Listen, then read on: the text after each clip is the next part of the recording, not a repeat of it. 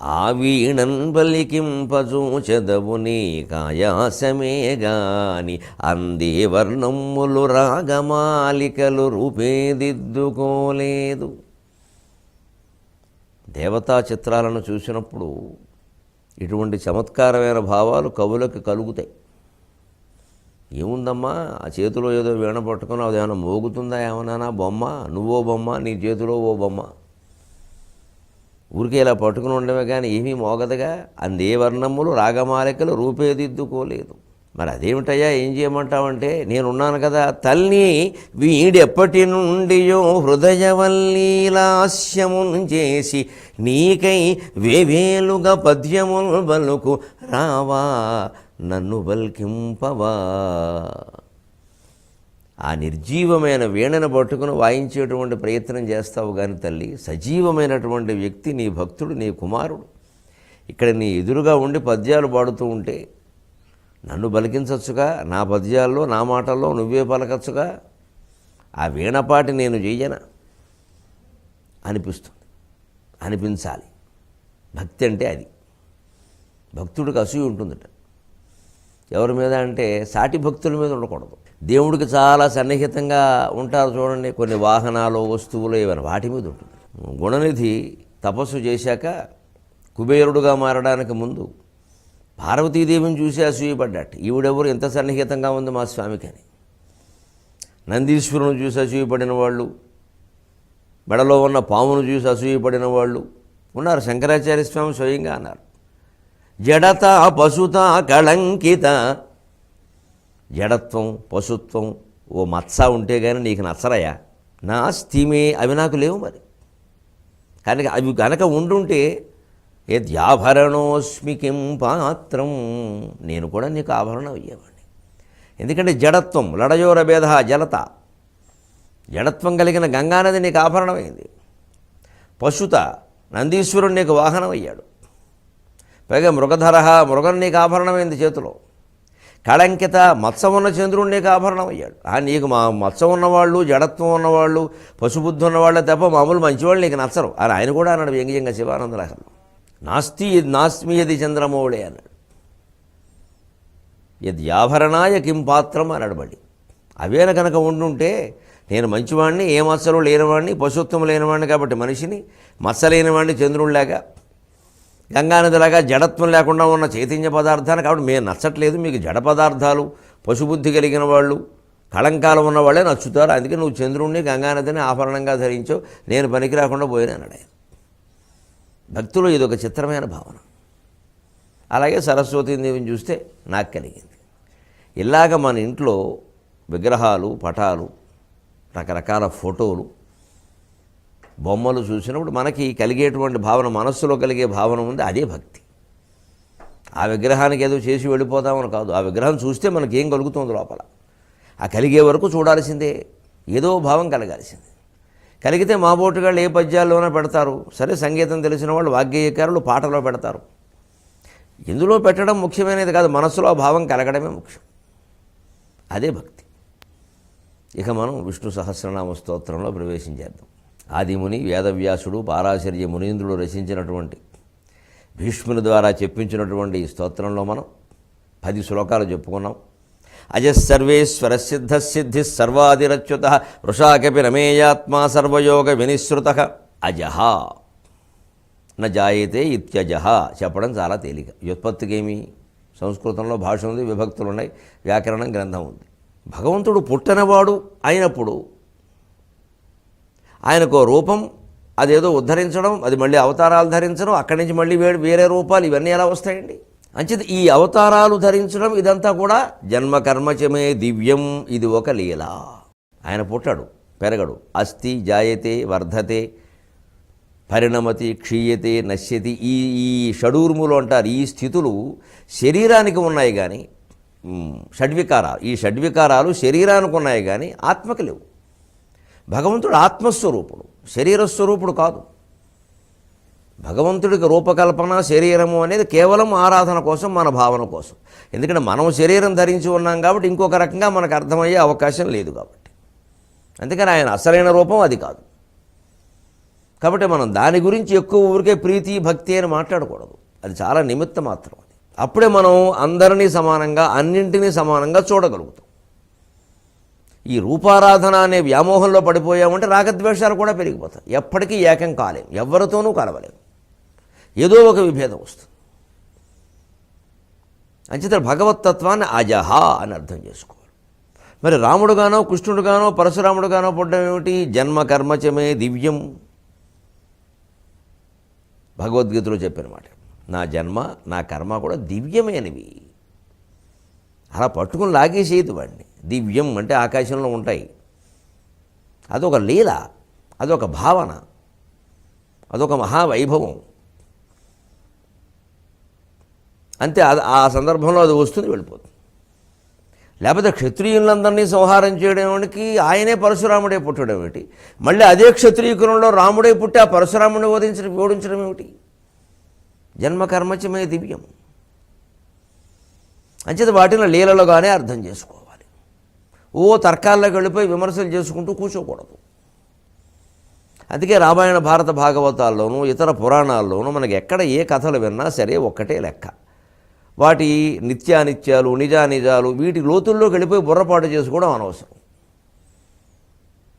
అది అందులో ఈ కాలానికి ఉపయోగించే విషయం ఏది అది తీసుకో, మిగిలింది వదిలే, అంతే, అయిపోయింది.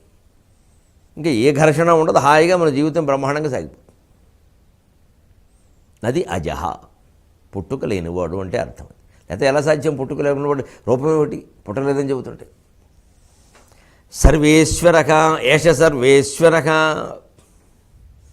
సర్వులకు ఈశ్వరుడైనవాడు, సర్వమునకు ఈశ్వరుడైనవాడు. భగవంతుని యోగ మార్గంలో ఆరాధన చేసి అభ్యాసం చేసిన వారికే యోగ సిద్ధులు వస్తాయి. అందులో అణిమ మహిమ గరిమ లహిమ ప్రాప్తికి ప్రాకామ్యం ఈశత్వం వశత్వం.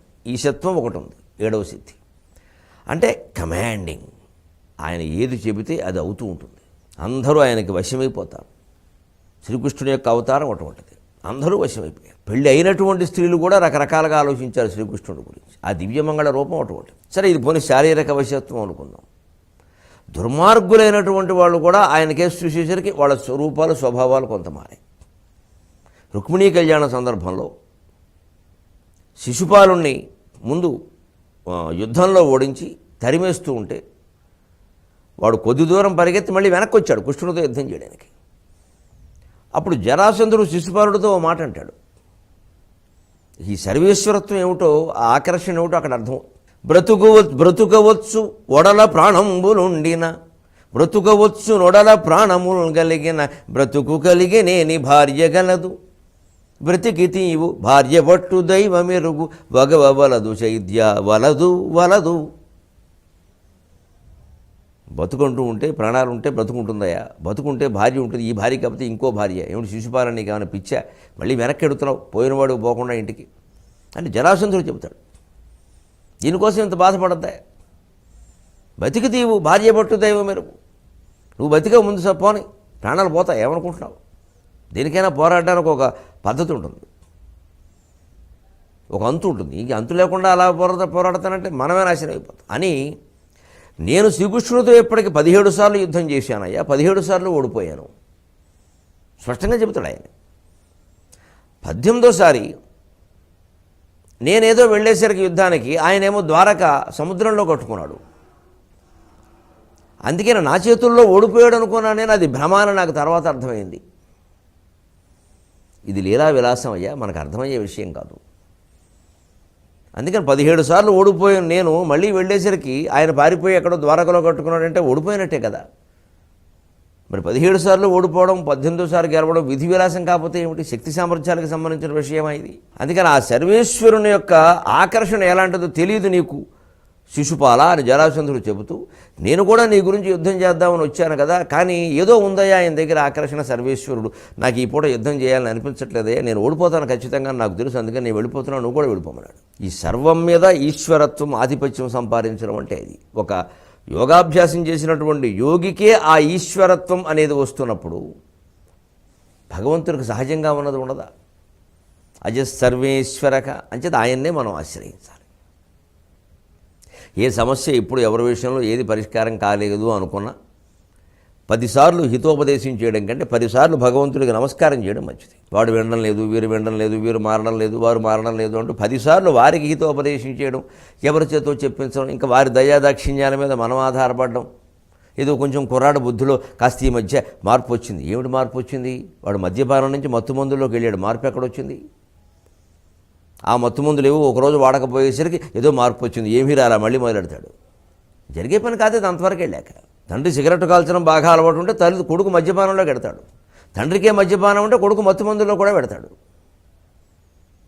ఎందుకంటే ఇవన్నీ పరంపర అంతే. ఇంకా తల్లిదండ్రులు తిట్టుకుంటూ లేస్తే పిల్లలు కొట్టుకుంటూ లేస్తారన్న సామెత. ఇది తప్పుగా వాళ్ళకి అనిపించదు. ఇంక ఇప్పుడు ఏ ప్రయత్నం చేస్తావు? నమస్కారం అంతే. జరిగింది జరిగిపోయింది, దాన్ని మళ్ళీ వెనక్కి తీయలేం. అందుకని ఇప్పుడు నా సంసారాన్ని కాపాడమని భగవంతుడిని ప్రార్థించడం, అదే సర్వే. ఆయన కాపాడతాడు. ఆ మాట వినన్న వాళ్ళని మార్చగలిగిన వాడు భగవంతుడు ఒక్కడే, శ్రీ మహావిష్ణువు ఒక్కడే. ఆయన ధ్యానంగా చేయడం. నమో నారాయణాయ నమో నారాయణ. నేను చేయవలసిన ప్రయత్నం అంతా చేశానయ్యా, ఇక నా చేతిలో లేదు నీదయ్యా అని నిరంతర నామస్మరణ మనస్సులో చేస్తే ఆ భక్తుడు కోసం ఆ రంగాన్ని మొత్తం ఇలా తిప్పేస్తాడు. ఆయన తెర తిప్పినట్టే మొత్తం చక్రం ఇలా తిప్పేస్తాడు. రామాయణ భారతాల్లో ఎన్నో ఘట్టాలు ఉన్నాయి అలాగా ఆ ప్రార్థన కారణంగా. సిద్ధగా నిత్య నిష్పన్న రూపుడు అన్నారు వ్యాఖ్యాతం. భగవంతుని యొక్క తేజస్సు సిద్ధ, అది ఉంది, ఎప్పుడూ ఉంది, సిద్ధమై ఉంది, నిత్యము నిష్పన్నంగా ఉంది. అంటే దైవానుగ్రహం ఎక్కడి నుంచో వస్తుంది అనుకోకూడదు, ఏదో చేస్తే వస్తుంది అనుకోకూడదు. ఏమి చేయడం అంటే దాన్ని తోడుకోవడమే. నూతిలో నీళ్లు ఉన్నాయి, తోడుకోవడం నీ పని. అవి వాటంతా పైకి ఎలా వస్తాయి? ఇది పూర్వం వర్షకాలంలో నూతిలో నీళ్లు పైకి వచ్చేవి, చేతికి అందేవి, కానీ అవి బురద నీళ్లు, అవి వాడకూడదని చెప్పేవారు. అంటే దానంతరం ఏదో పైకి వస్తే దైవానుగ్రహం ఎప్పుడు అలా రాదు, వచ్చినా కుదరదు.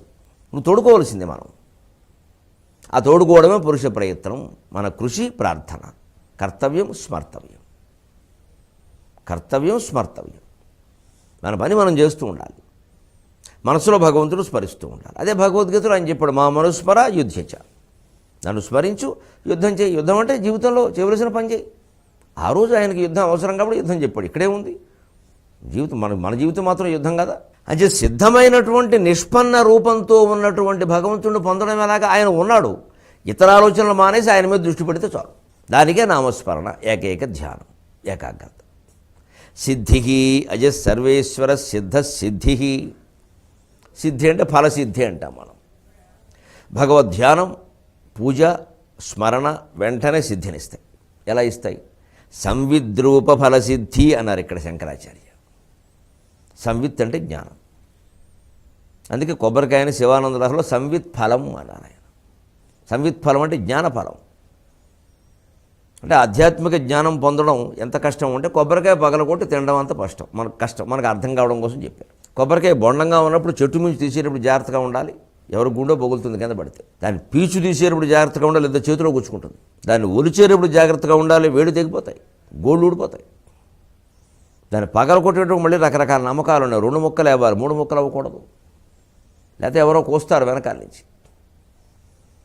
ఈ దేశంలో సెంటిమెంట్లు ఎక్కువ, శాస్త్రజ్ఞానం తక్కువ. ఎంత చెప్పినా వినరు. దానివల్ల ఇదంతా జరిగిందంటారు. అజ్ఞానం ఎప్పటికీ పోదు. కొబ్బరికాయని బట్టి మన జీవితాలు ఉంటాయి. ఇదో అజ్ఞానం. ఇలా మనం ఊబిలో కూరుకుపోతున్నాం. ఇంకా విచిత్రం ఏంటంటే 21వ శతాబ్దంలో ఇంకా ఎక్కువ కూరుకుపోతున్నాం. మా ఇంట్లో మన ఏదో జరిగిందంటే దానివల్ల ఏమైనా అవుతుందండి. ఈ ప్రశ్నలే సరిపోతున్నాయి మాకు. ఆ ఏదో జరగడానికి ఏదైనా అవ్వడానికి సంబంధం వెళ్ళా. అంచేత ఇదే ఈ ఆధ్యాత్మిక జ్ఞానం పొందడం చాలా కష్టం. కాకులను చూడకండి, గ్రద్దలను చూడండి, రావి చెట్టుని పూజించండి, వేప చెట్టుని పక్కనట్టండి, ఇవన్నీ వినడం తేలిక. అందుకే ఆధ్యాత్మిక జ్ఞానం కొబ్బరికాయతో పోల్చారు. పగల కొట్టావు, మళ్ళీ ముక్కలు తీయాలి, అవి మళ్ళీ నోట్లో వేసి నవలాలే, ద్రాక్షపండ అట్టిపండ. ఆ సంవిద్రూప జ్ఞానం పొందడం అంత కష్టం. అందుకని గుళ్ళో కొబ్బరికాయ కొడతాం. ఆ జ్ఞానం పొందడమే గుళ్ళోకి వెళ్ళడానికి, భక్తికి, ఆధ్యాత్మికతకి అంతిమ లక్ష్యం జ్ఞానం పొందడమే. అదే సంవిద్రూప ఫలసిద్ధి అన్నారు. అంతిమంగా భగవంతుడికి సంబంధించిన ఫలసిద్ధి కలిగిందని మనకు ఎలా తెలుస్తుంది? ఆ జ్ఞానం పొందాం. జ్ఞానం అంటే ఆ భేదం.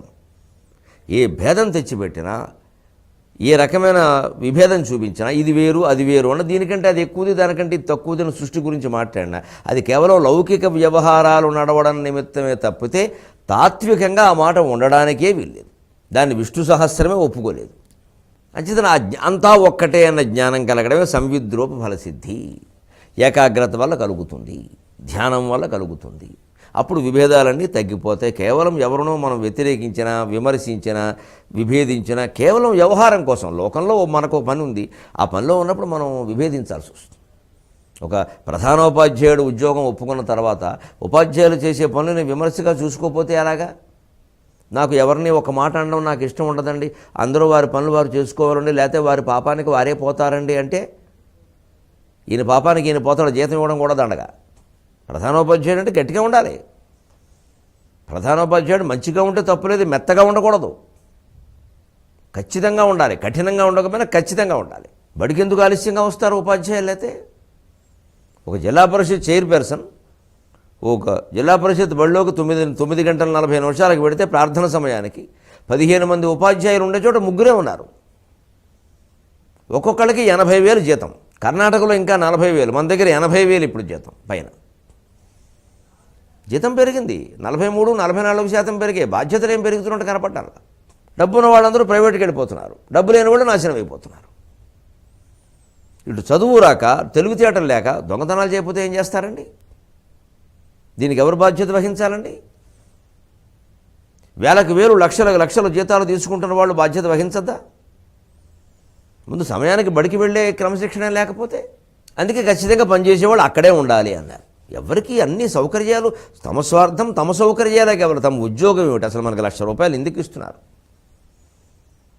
ఇదివరకు నుంచి ఇప్పటికీ జీతాలకు ఎంత తేడా ఉంది. ఇంత అదృష్టం మనకి పట్టిందే, ఇంత యోగం పట్టింది. ఇదివరకు బతకలేక బడిపంతులు అనేవారు, ఇప్పుడు బతక నేర్చిన వాడే బడిపంతులు కదా. మరి అటు ఉన్నప్పుడు మనం ఎంత బాగా పని చేయాలని ఉపాధ్యాయ సోదరులందరూ పనిచేస్తే విద్యా వ్యవస్థ ఎంత బాగుంటుందండి. విష్ణుమూర్తి దేవుళ్ళు వారందరూ పనిచేస్తారని కోరుకుందాం. ఈ ఏకత్వ భావన ఏర్పడితే ఈ భేదం ఉండదు. సర్వాది అన్నిటికీ మూల కారణమైన వాడు కాబట్టి ఆయనకి మూలం ఉండాలని ఆశించదు. అందుకే శివుడికి కానీ విష్ణువుకి కానీ తల్లిదండ్రులు ఉండరు. అది వాళ్ళకి లోటు కాదు, గుణం. మనకు ఉండడం పెద్ద విశేషం కాదు, ఊరికే 4 తరాలు చెప్పుకోవడానికి పనికొస్తుంది. అన్నిటికీ మూల కారణమైన వాడికి మూలం ఏమిటని అడగకూడదు. ఇంకా ఈ పదార్థాలు మూలాలకు వెళ్ళిన కొద్దీ ఏదో ఏకకణం, ద్వికణం, ధ్వని, శబ్దం ఏవో వస్తాయి. అన్నిటికీ మూలం అది, దానికి మూలం ఇంకేం ఉండదు. కళకి మూలం ఏమిటో తెలిస్తే ఎక్కడ మొదలవుతుందో కళ, సృష్టి ఎక్కడ మొదలవుతుందో అర్థమవుతుంది. అది తెలుసుకుంటే ఇది తెలుసుకుందాం. నాకు తెలియలేదు, నేను తెలుసుకున్నాక మీరు తెలుసుకుని అప్పుడు మాట్లాడుకుందాం. సర్వాది అచ్యుత శంకరం శివం అచ్యుతం. అచ్యుతి, చ్యుతి లేనివాడు. ఎందుకంటే పుట్టుక ఉంటే చ్యుతి ఉంటుంది. అజహ అని చెప్పాడు కాబట్టి అచ్యుత కూడా ఇక్కడ వచ్చింది. అందుకే కేశవనామాల్లో అచ్యుత, నరసింహ ఆ 2 పక్క పక్కన ఉంటాయి. అంటే అసలైనటువంటి నిర్గుణ స్వరూపం నుంచి చ్యుతి పొందకుండానే నరసింహస్వామిగా ఆవిర్భవించాడు. ఆ చ్యుతి పొందకుండానే, అంటే సగుణంలో నిర్గుణం ఉండే అవకాశం ఉంది. నిర్గుణంలో ఉన్నటువంటి సగుణం కనపడే అవకాశం లేదు. అది మాయ ద్వారానే బయటకు వస్తుంది. పశ్చన్నాత్మని మాయయ బహిరివోద్భూతం యథా నిద్రయ అని దక్షిణామూర్తి స్తోత్రంలో అంటే అర్థం. నిద్రపోయినప్పుడు ఆత్మ సాక్షిగా మనస్సు ఒక మహామాయని కలిగించి కళను ఎలా సృష్టిస్తోందో, యోగనిద్రలో ఉన్న శ్రీమన్నారాయణమూర్తి సాక్షిగా మహామాయ ఈ ప్రపంచాన్నంతా సృష్టించిందయ్యా. అంచేది అన్నిటికీ కారణం ఆయనే. అచ్యుతుడు, ఆయన చ్యుతి లేనివాడు. నిర్గుణం నుంచి చ్యుతి కాకుండానే సగుణాకారంలో ఉంటాడు. ఎంతవరకు అవసరమో అంతవరకు ఉంటాడు. ఎన్ని యుగాలు ఉండాలో అంతవరకు ఉంటాడు, ఎన్ని క్షణాలు ఉండాలో అంతవరకు ఉంటాడు. అందుకే అచ్యుత నరసింహ, అచ్యుతుడైనవాడే నరసింహుడయ్యాడు. అజ సర్వేశ్వర సిద్ధసిద్ధి సర్వాదిరచ్యుత వృషాకపి అమేయాత్మా సర్వయోగ వినిశ్రుత. వృషాకపి కపిర్వరాహశ్చ శ్రేష్టశ్చ ధర్మశ్చ వృష ఉచ్యతే అన్నారు వ్యాఖ్యానాలు. ఇక్కడ కపి శబ్దానికి కోతి అని అర్థం, 2వ మాట. వరాహము అనేది మొదటి మాట. అది కూడా మామూలు కాదు. కపిర్వరాహశ్చ శ్రేష్టశ్చ, శ్రేష్ఠ వరాహం అంటే ఆది వరాహం, సృష్టిని ఉద్ధరించింది. అదే వృషశ్చ ధర్మశ్చ వృష ఉచ్యతే. వృష శబ్దానికి ధర్మం అని అర్థం. ధర్మాన్ని ఉద్ధరించడం కోసం భూమిని ఉద్ధరించాడు స్వామి వరాహ అవతారం. అదే వృషాకపి. కామవర్షిణి వృష అని కూడా అన్నారు. కోరికలన్నీ తీర్చేదే ధర్మం. ధర్మం వల్ల కోరికలు తీరుతాయి, ధనం వల్ల కోరికలు తీరవు. ధనం ఊరికే భౌతికమైన వస్తువులను తీసుకొచ్చి ఇంట్లో పెడుతుంది. ఆ వస్తువును మనం వినియోగిస్తే కదా కోరిక తీరేది. ధనం వల్ల కోరికలు తీరుతాయని కూడా ధన సంపాదన మీద పడ్డాం అందరం కూడా. కానీ ధర్మం వల్ల కోరికలు తీరుతాయి. నిజంగా మన మనస్సుకు ఆనందం కలగాలంటే మన ధర్మాన్ని మనం బాగా చేసినప్పుడే కలుగుతుంది. ఏ ఉద్యోగి అయినా, ఏ ఉపాధ్యాయుడు ఎవరైనా ఆలోచించుకోండి. ₹1,00,000 జీతం తీసుకున్న 1వ తారీఖు మనకు కలిగే ఆనందం కంటే బాగా పాఠం చెప్పాం, పిల్లలంతా ఆనందించారు అని మనం తరగతి గది నుంచి బయటికి రాగానే పొందే ఆనందమే ఎక్కువ ఆ పాఠం చెప్పిన రోజు. ఎవరికైనా అంతే. వృషాకపి అమేయాత్మ, ఇదివరకు చెప్పుకున్నాను. దీనికి మరొక్కసారి అపరిచ్ఛన్నుడు, అపరిచ్ఛేద్యుడు, ఎటువంటి పరిచ్ఛిన్నములు లేనివాడు, పరిచ్ఛేదించడానికి వీలు కానివాడు, విభజించడానికి వీలు కానివాడు. అదే అమేయ ఆత్మ. కొలతకు అందడు. మేయ అంటే కొలవదగిన, అమేయ కొలవదగని. ఆకారం ఉంటే కదా కొలతకి. సర్వయోగ వినిశ్రుత, సర్వబంధ వినిర్ముక్తుడు. అన్ని రకాల బంధాల నుంచి విముక్తి పొందాలి అంటే ఒక గొప్ప ఉపాయం ఉంది. ఒక సులభమైన సూక్ష్మమైన ఉపాయం ఉంది. సర్వయోగ వినిశ్రుత. అదేమిటో మనం మళ్ళీ కలవగానే తెలుసుకునే ప్రయత్నం చేద్దాం.